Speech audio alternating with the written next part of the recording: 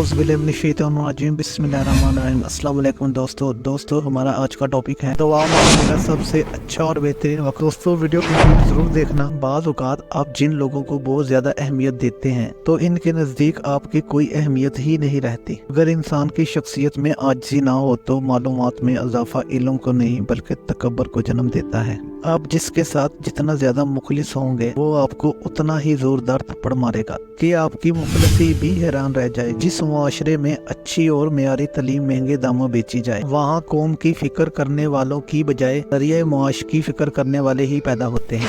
किसी के माजी पर इसकी तजलील करने से पहले सोच लो कि कहीं इसका माजी तुम्हारा मुस्तकबिल ना बन जाए। बहुत सी बातें ऐसी होती हैं जिनके जवाब में हम ठीक है के अलावा कुछ नहीं कह सकते, जबकि वो किसी भी तरह ठीक नहीं होती। एक शख्स हजरत मौलाना जलालुद्दीन रूमी से मुखातब हुआ और बोला, या हजरत दुआ मांगने का सबसे अच्छा और बेहतरीन वक्त कौन सा है?